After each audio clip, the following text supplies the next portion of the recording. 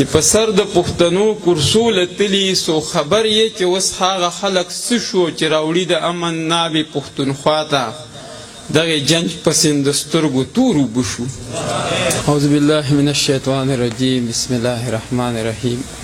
د اول خو د ټولو نه مخکې طارق مشال ته په کتاب مبارکي او بیا چې دا څومره د پښتو ژبې ښاغلي ناست دي نو سړی وایي چې کم کم ته څو پیري وګورم دومره ښاغلي او دومره خواږه او درانه مشران ناست دي نو خدای دې دغسې د پښتو ژبې لپاره دوی تر و تازه او ژوندي ساتي چې پښتنو ته دغه پښتو په ښکلو لفظونو کې رسوي. نو بس مشران به خبرې کوي، زه به دغه دوه شعرونه د غزل نه مخکې صرف وایم، یو به بیا غزل وایم چې نه په پښتون نه په پښتو جنگ دی، دا په ډالرو او روپو جنگ دی، دا د زبرګۍ دعوګیري چې کوي، دا د زبرګۍ دعوګیري چې کوي د دې زبرګانو په کورسو جنگ دی.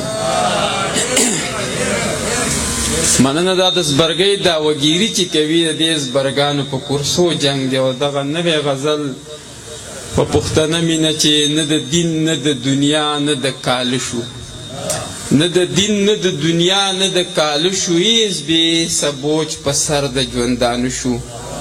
او چې د 3 کم اتیا کاله کې شمار وکئ، چې د 3 کم اتیا کاله کې شمار وکئ، ډېر پیدا شو که نه ډېر پښتانه مړه شو.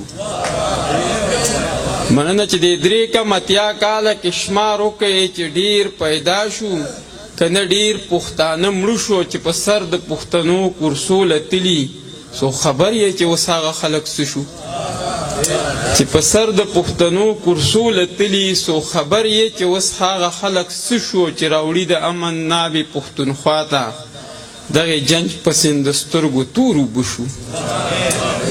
مننه، چې راوړي د امن ناوې پښتونخوا ته دغې جنج پسې د سترګو تور اوبه شو. بیا به راج په دې 4 کنجه دنیا کړي خو خبر که د خپل زوره پښتانه شو.